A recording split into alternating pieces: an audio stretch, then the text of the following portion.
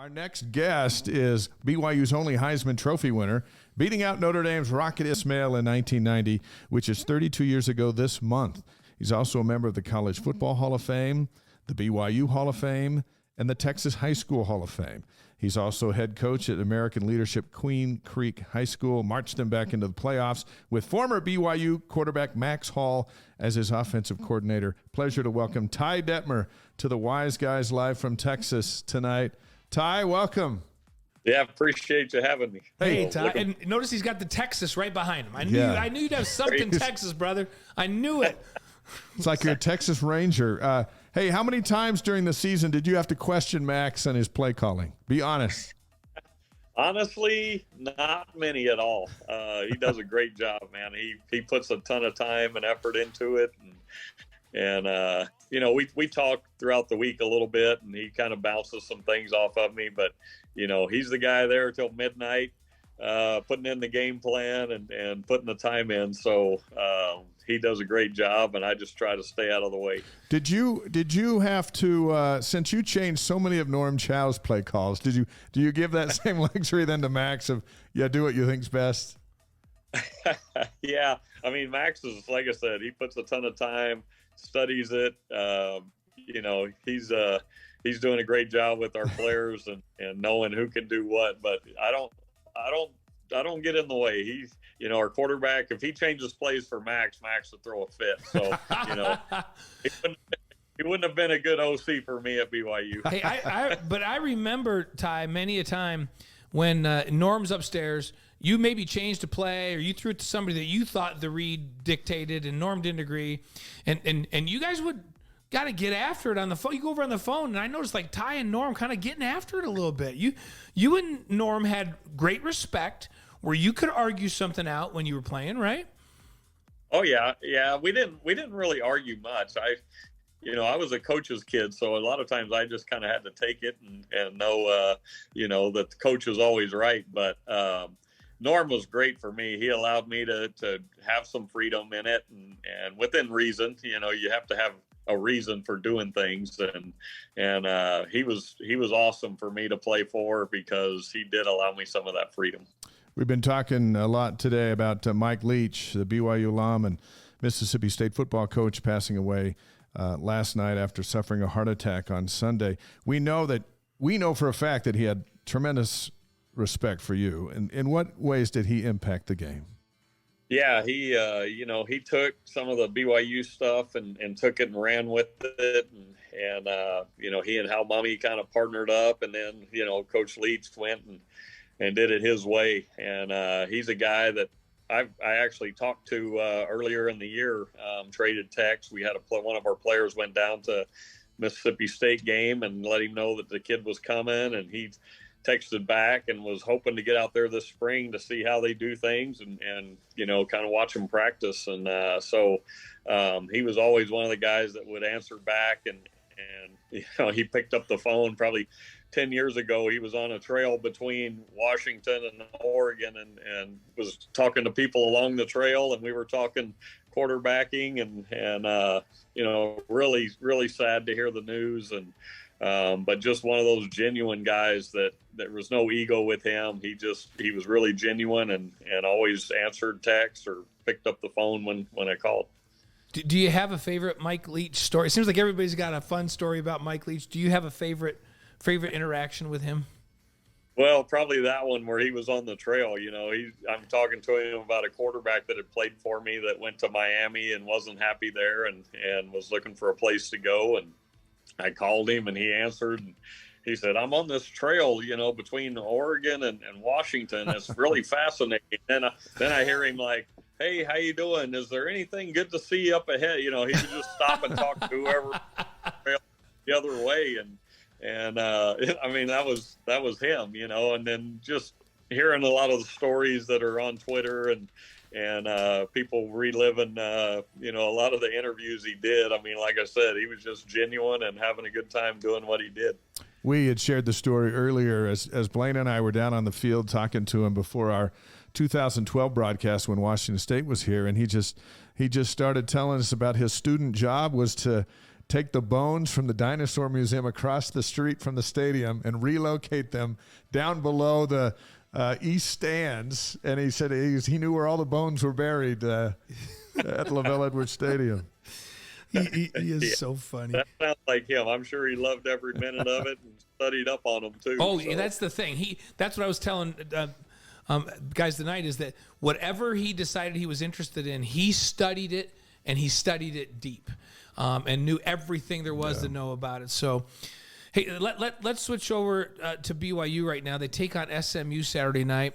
Jaron Hall could play, might not play. Like, it's just really iffy right now. He's limited in practice this week, and we know that he didn't play in last year's bowl game. Cade Fennegan is going to get his first reps at quarterback in 25 months if Jaron can't go after transferring from Boise State. You took a look at him way back when, right? When in the recruiting process. What did you like about him back then, and what do you expect out of him Saturday if he gets in the game? Yeah, I went down and watched him practice, and I played with his dad, Garth, for a year at their BYU. I think he was a freshman from South Texas, way down in the valley, and so we had some common links there when he came to school. But you know, he's one of those kids. You knew he understood the game. He was smart. He didn't overwhelm you physically at the time. I'm sure I didn't overwhelm anybody my whole time at BYU. So that wasn't really a problem. I thought he threw the ball really accurate, had good touch on it. And so I know he played against BYU a couple years ago there at Boise and did some good things. So I know he's probably excited and chomping at the bit to get some more reps, and there might be a little bit of rust to shake off with game speed, but he's a kid that's been around football and grown up with it. BYU's only Heisman Trophy winner, Ty Detmer, is on the Wise Guys tonight from Texas. When you go back to your BYU debut at Wyoming, and it didn't go great through 4 picks. I think that it was. Why is Dave always bringing that up? I'm just setting I'm setting the scene for. Okay. Because you won the Heisman Trophy, which is how we started this question. Okay. But going into that setting is a tough thing to do, and so put us inside Fennegan's helmet. I mean, he sat for 25 months. He's dreamt about this, and as you recruited him, he dreamt growing up to play at BYU, and here might come this moment. So what would be your last piece of advice to him before he runs out onto the field? Don't try to overdo it, play within the offense. And if it's not there, check it down. I learned the hard way that first game, like you said, and it's, go out there and you got good teammates around you, guys that can make plays. So I'm sure A-Rod will put a plan in place to get him some completions early and get the ball in guys' hands and let him settle in a little bit. If Fennegan starts on Saturday, he'll be the first Texan to start for BYU in a bowl game since you were the starting quarterback at BYU. Wow. That's been a long time. I'm getting old. I got the senior Botsky's, a sandwich place down here in Texas the other day. I'm like, the lady asked me if I wanted it. I'm like, do I really look that old? So, well, I guess since we've had a Texan at quarterback, so that'd be great. I like our odds. It's crazy to me that as many great quarterbacks have come out of that state, that it's been that long since BYU's had a starter from Texas. It's wild to me. Yeah, for a bowl game, I know Steve Clements came in behind me pretty close. But yeah, we haven't had many Texas quarterbacks there. No, and we're hoping if he gets his shot, and we're all eager to see what he can do, that he can settle in and have a good showing on Saturday. You played in bowl games all 4 years at BYU. Something unusual seemed to happen in all of them. But let's start with the Freedom Bowl, which was your first as a freshman, and you beat Colorado 20-17. And that kind of solidified you as the starter moving forward. Did you sense that was a monumental moment for you? Yeah, I kind of did. I came in the second half. Sean Covey was the starter, and we ended up winning. Our defense played great. It's not like we just, blew the doors off the second half, but I think I threw a touchdown to Chuck Cutler, and we managed to kick a field goal or something like that, and we're able to win the game, and that kind of, I think, solidified things going into spring ball. Sean Covey had knee surgery, so he didn't participate, which really kind of cleared the way to take the reps and to, kind of become a leader during spring football practice. So in 1989. Oh, wait. That's right, because I got to ask you about this because the people ask about this all the time. He's more famous than any of us, right, at this point, right? But did you ever tell Jason Chaffetz just to keep his helmet on after a kick? Everybody wanted to, but you don't want to get in a kicker's head. So, so you just didn't talk to him? You didn't talk to him at all? As long as he was making kicks, everybody was okay with it. So take your helmet off. Then you got a problem. He made the big kick to beat Colorado, yes, and that did. Helmet popped off before the ball even went into the goalpost. That's right. I forgot about that point. So we had to give Jason a little bit of hassle on that one. That's right. So and now he's a big star on Fox. But let's fast forward to 1989 Holiday Bowl, Penn State 50-39. I called that game. We were both there. Yeah, we were both there calling that game. Crazy game. You're driving to win the game, and you're standing in the pocket when Gary Brown, Penn State's backer, grabs the ball and runs 53 yards for a touchdown to seal the win. You completed 42 passes for 576 yards that night. In the interview room, Joe Paterno said, "We've played against a lot of great quarterbacks, and I've coached against a lot of great quarterbacks in my time. That's one of the best quarterback performances I have ever seen." So that's coming from Jopa. Did you can you believe that Gary Brown grabbed that ball away from you? You guys were driving to win the game. Well, actually, we drove earlier and we're going for a 2-point conversion to tie the game. They intercepted that, and I missed the tackle down the sideline. So they were up 4. Our defense gets a stop. We're driving to win it, and I look back at the film and I'm like, man, why did I not push up in the pocket harder and avoid that? And so it was a crazy finish because they had 2 long defensive plays, that really sealed the deal for them. So it was a fun game, though. I mean, to do that against Penn State, not many people had done that against them before, and I'd watched them play Miami a couple years before, and they just dominated them on defense, and so. That really set the stage going into 1990, with the Heisman Trophy and then playing Miami early in the season. I think that game gave us a lot of confidence. Yeah, I was going to ask you about that, especially with the comments that Joe made, and he was so respected back in those days in the game. So didn't win that game, but how much of an impact do you think that had on the next season and your ability to win the Heisman? Was that a pivotal point? Not as pivotal as Miami, but maybe number 2? Well, I think so because I know the school, the media department, our public relations had sent out ties to all the Heisman voters, like saying, "Hey, here's a tie you'll like for the holidays," and so it was like the pressure was on. If you go out and lay an egg, everybody's going to be like, that was a waste of time. So it did really kind of open people's eyes, I think, going into the season, and then obviously beating Miami.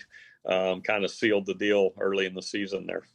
Well, I was on the sideline as our reporter when Gary Brown ran past me, and I remember looking at him going, well, I don't think that was supposed to happen. And you guys were trying to chase him down, but your bowl stats were talked about the whole rest of the bowl season. All during the bowl season, and it was an earlier bowl, so yeah. So it was a loss but a win, and then you solidify it with the Miami victory. In that 1990 Holiday Bowl, you go up against Texas A&M. And they beat you 6.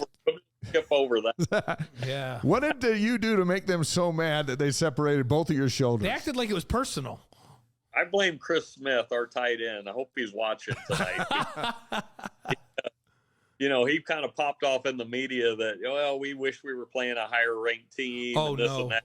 Like, that's not the group to do that to. I knew a lot of those guys in high school or knew of them, and they were ready.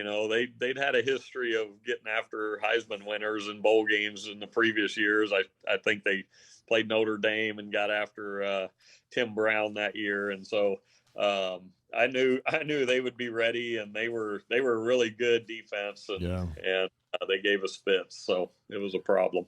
Yeah, that was a problem, but you did leave the game with 2 separated shoulders and the Heisman Trophy, so you still had that.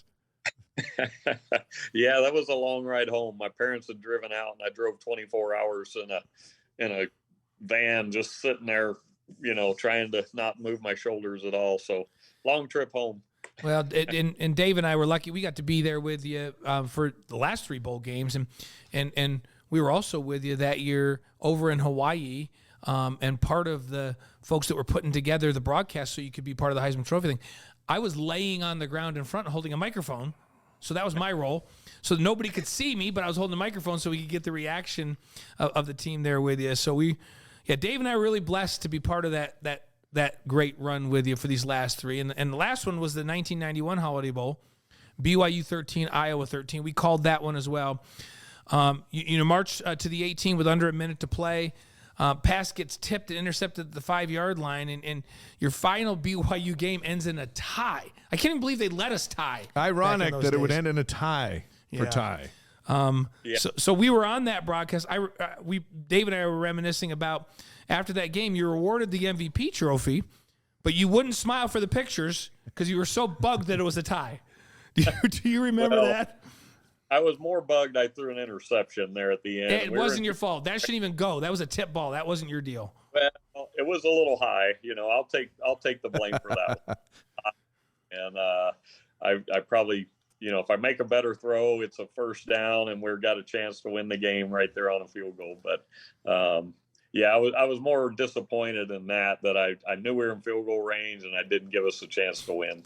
That was the last tie in major college football bowl history. Somebody asked me if we ever tied in college. I'm trying to remember. It was Steve Spurrier. If I ever was a part of any ties, and I said, "Yeah, we actually had 2 my senior year." So I just saw him at the Heisman, and he just asked me that, and it brought up we were 3-2 that year. So it was. That other tie was with San Diego State, which was kind of like a win because it kept them out of the Holiday Bowl and put you back in. It did. That clinched all we had to do was beat Utah the next week to win the conference, and we were able to do that. And so, Lavelle, I remember him at that time was like, we're going for one. We're going to beat Utah next week, and we're going for one. So, and then you did. Yep. Are you kind of bummed that? Those were exciting bowl games, and the team was good, and the magnitude of it meant so much. And now you've got bowl games that, unless you're in the playoff, are just kind of like, a lot of guys don't even go play in them. Guys opt out. Guys go, oh, no, I'm not going to play. I don't want to get hurt. What's your thought on all of that? Yeah, we were talking about that at the Heisman ceremony last weekend with a few of the other guys, and it's a tough deal because these guys are looking for their future. But there's even a couple guys not playing that are in the playoffs and in top 4 team, so that are deciding to opt out. And so there's got to be. I don't know any way around bowl games and things, but the consensus was that from some people is that the bowls might just go away because the lack of enthusiasm from the teams and the players, and some schools even opt not to go play in a bowl. And it's a hard thing, for coaches and everybody to get up for a game that, it used to be bragging rights and meaningful and fun to be a part of. And now everybody's kind of looking out for themselves, or they're going into the portal and they're losing 6 or 8 guys that they were planning on playing. And it's a weird time in college football right now with that. On that note, so you get Caleb Williams, who last year was at Oklahoma, and he transfers with a bunch of guys with the coach, and they go and have a phenomenal season. I'm convinced if he doesn't, pull his hamstring on that 70-yard run, that they probably win that game and are playing, one of the Final Four. But you get that guy hurt, you've got problems. I mean, what's your thoughts on Caleb Williams? You got a chance to meet him last week. I'm sure. Your thoughts on him as a player and his future and all of that. Well, he's very dynamic as a player. With his legs, and he makes all the throws, and very creative. On the run, and Lincoln Riley's done a great job with quarterbacks and the offense they run, and he tailors it to each guy individually. And I was impressed with him at the Heisman. His drive, his work ethic, and the time and energy he's put in is pretty impressive. I'm sure he's given up a lot of personal life and fun times to put extra work in and to get where he's at. But I know he's looking forward to trying to win a championship next year, and that's was kind of the message, that he left with. There's still work to be done, and so I think, for him, he'll play, in the bowl game if he's healthy, and he seems to have that drive and want to be that leader of the team. But, guys that have another year, I think all look forward to playing in the bowl game, but guys that maybe are done or figuring they're going to leave or opting out. So, I think he'll play this bowl if he's healthy and feels comfortable doing it. But again, that one doesn't mean a lot for them being out of the playoff picture. When you think of BYU and SMU, and when you think of SMU, the death penalty usually follows with what they went through for paying players.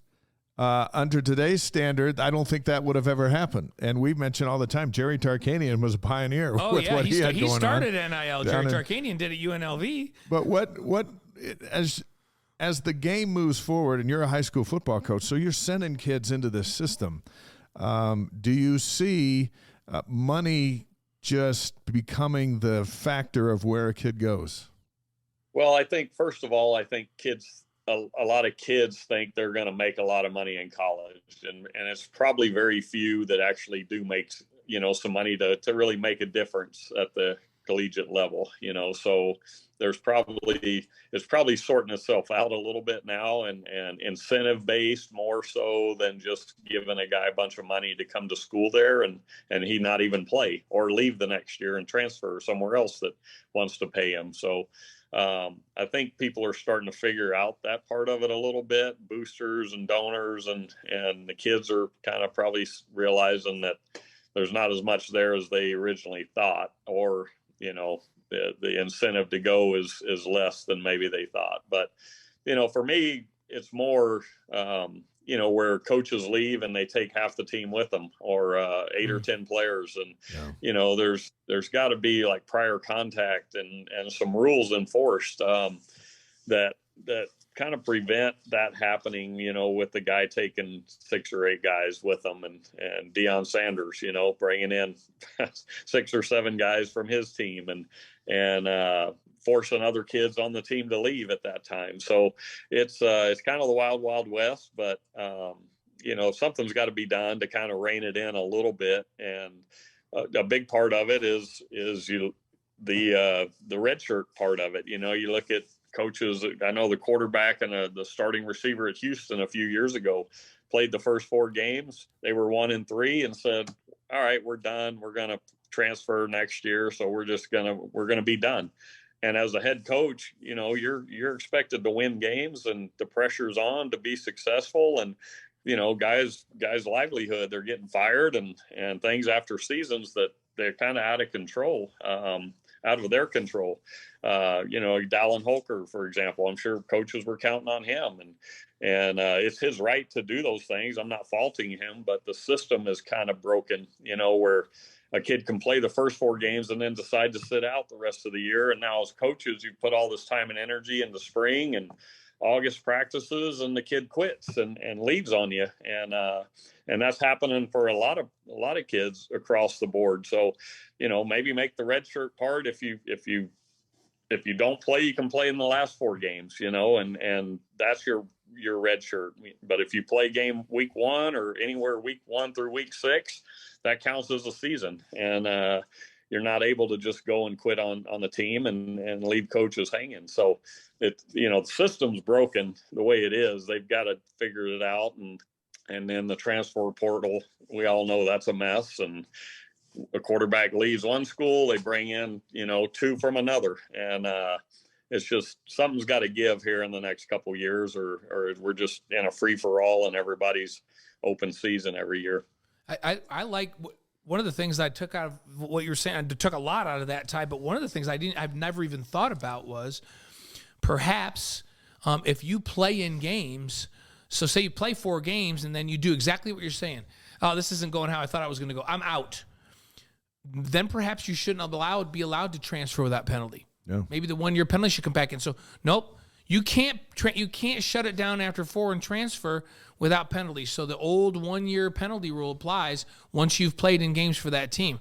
That would fix a lot of this because that's happening all the time. And I hate the thought that guys can play in a couple games and decide they're not getting the playing time, they're not being targeted enough, they're not whatever, and go, I'm just going to shut it down because I have to make this decision before 4 games and I'm out now. Right. So I like that. Well, that's a great idea. It's like, Drew Pine he's the starting quarterback at Notre Dame, and now he's not going to play in the bowl game because he had to enter the portal before the end of the season.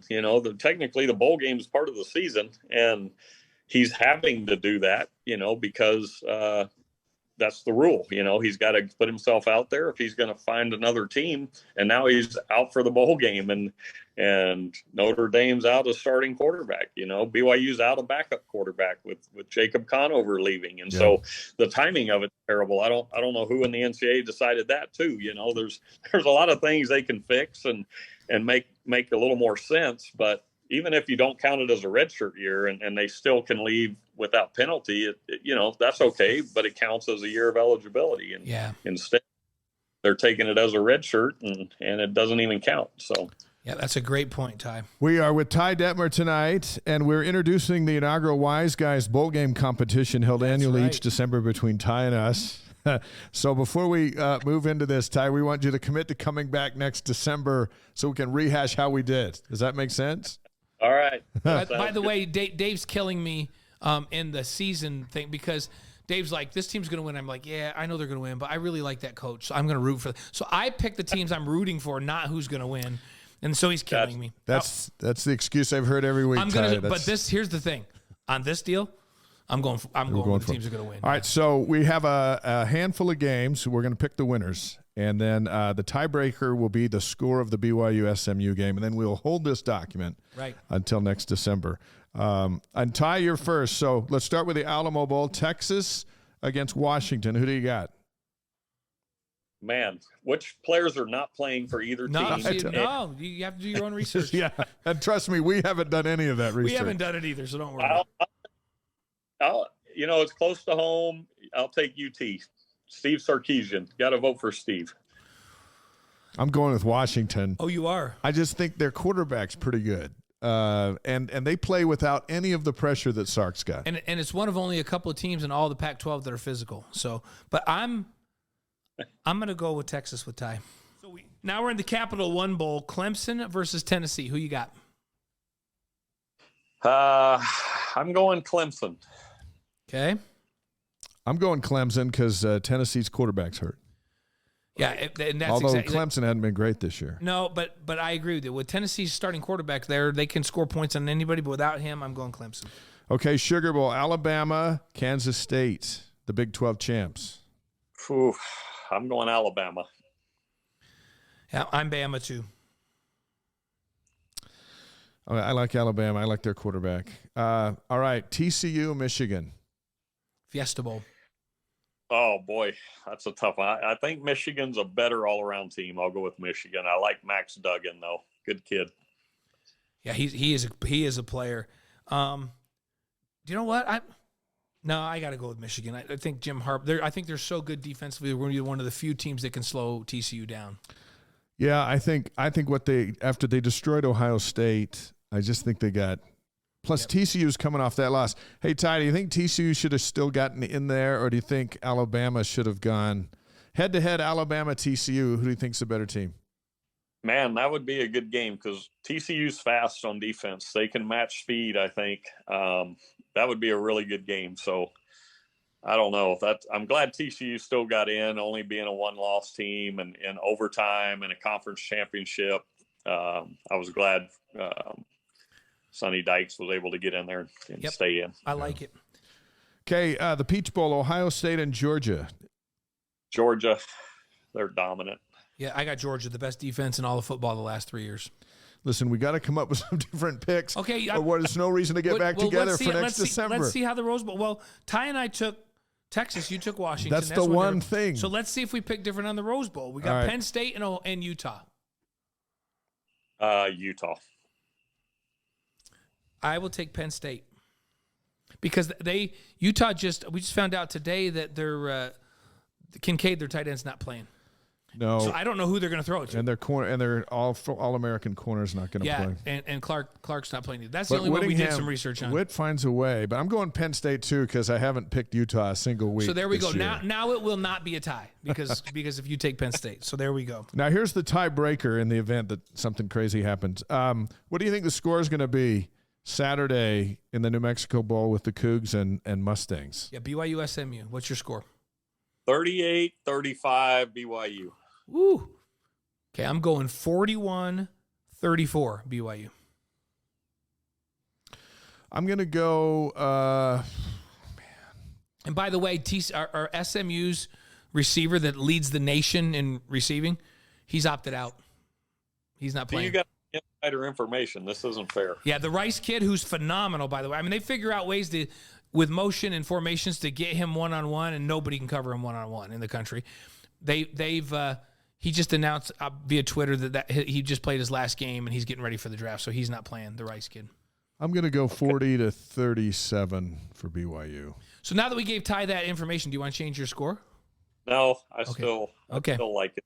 Okay, so all right, we're locked in with our bowl contest. So really the only game you got to pay attention to, Ty, is the Rose Bowl and the Alamo Bowl. Texas and Washington, yeah, because right we all have the other same right pick. There in Texas. So we got to do 5 questions with Ty, though. All right, 5 quick questions, and then we'll let you get back to your December vacation down there. It's not a vacation. He's working on the ranch. Are you working right. or are you on vacation? Well, I've got some groups of hunters coming in before Christmas and then a few after the New Year. So it'll be a little bit of work and a little bit of play. Hey, Ty, did you see the crazy pictures of the hunt that Kent and Blair went on? I did not. Oh, I'm going to send you some pictures. They went over to Kazakhstan. They went to Kazakhstan and hunted like 2 animals I've never even heard of in my life. Like that. So I'll have to, the Marco Polo ram. Yeah, they got a Marco Polo ram and 2 some other things. I don't even know what they were. Yeah. But I'll send you some pictures. That was crazy. By the way, Ty and I were kind of like family because my in-laws are the Frys, and Ty's been in some ventures with the Fry family, and Ty's daughters stayed with them down. Like we're just. By the way, I love Ty's whole family. By the way, and his daughters are awesome. So I love Kim too. We're Ty and I are sort of like family. So that was a lot of sucking up right there, Ty, at the end of our show. Ty knows it's true. That's all there is to it. All right, 5 quick questions. Favorite sports movie? Longest Yard. Nice. Which version? Wait, the old one or the new one? The old one with Burt Reynolds. Yes. The Adam Sandler one wasn't quite that. I like that old one. Okay. Favorite singer or band? George Strait. I kind of knew that was coming. I knew that was coming. The King. Favorite breakfast cereal? That's a tough one. I've got Reese's peanut butter puffs in the pantry right now. That is awesome because we make fun of anybody that eats healthy cereal, just so you know, and so that's good. Yeah. Just Reese's peanut butter puffs. Ty, how many former Heisman Trophy winners do you think have Reese's peanut butter puffs in the pantry? I'm hoping there's at least one, but George Rogers might. He looks like he might have some. I think you're right on that one. Okay, your favorite Brett Favre memory when you played with Brett? Well, there's a few you can't tell on air. We went hunting one time, and he wore like sweatpants and tennis shoes. He was from Mississippi and talked like he'd been hunting a lot. Well, no. Yes, their hunting down there was a little different than our hunting. So the deer ran by him. He thought it was a dog. He was kind of a fish out of water at that time, but he's gotten better. So very good. What's your favorite place to hunt in the world? Well, really anywhere. I mean, obviously the ranch is special. It's kind of my happy place down here. I go to Iowa with Rocky Beagle about every other year. And then, I mean, I've hunted in the mountains up there in Utah, and that was a lot of fun. So anywhere for anything, I just like being out. What about over in Africa? Have you ever been out there? I've never been. I want to go, and I've kind of tentatively talked about a trip with a buddy and maybe next summer or the following summer. I don't know. Things get busy with coaching football now, and it's hard to break away for a couple of weeks to go there in the summer. Have you ever been over to the Himalayas and some of those crazy hunts over there. Like hunting an alpaca or something? No, they hunt the. What's that thing called, Ty, that you just said? The Marco Polo ram and some of these really exotics. Polo, got tar and all kinds of. Yeah, other have you ever stuff. done any of that crazy stuff? No, mainly stayed in the U.S. So western part. I don't know. Hunted in New Jersey and Delaware when I was with the Eagles. So kind of bounced around a little bit. Ty one time told me, by the way, I was like, if I want to bring my guys down, like a bunch of my team down, what should we hunt? And Ty told me we should come down at night and hunt boars with like night vision glasses and all that kind of stuff on. You still stand by that would be fun? That would be fun. Yeah, it's pretty entertaining with the night vision and some of that. I've had a few guys come down. I don't have any of it, but it's always fun when they bring it down. There you go. We got an issue with wild turkeys in our neighborhood, and I'm going to let the board know that I know a guy if it comes to that. And then I'll text you to see when you're coming up. Hey, give our best to Kim and everybody. Thanks so much for joining our show, and we wish you happy holidays, and we salute you with how you represent BYU and everything you do. I appreciate it. You guys have a great Christmas and New Year's, and appreciate you having me on. Always fun. Thanks, Ty. Ty Detmer, Heisman Trophy winner and one of our favorites, and just a poster boy of what you can become at BYU. Yep. Oh, he's just all that stuff. Great representative and one of the greatest football players in the history of the game. Like Heisman Trophy winner, and what he did in those years with BYU was phenomenal. It seems to me, though, fearless, that he would have more fun with those night goggles on hunting boars than beating #1 Miami. No, because that is his wheelhouse. He might like that better. He might like that better. I'm not kidding. Night vision hunting boars. I can imagine. Well, you can even do it in a helicopter. He was like, I don't have any of that stuff, but I can hook you up.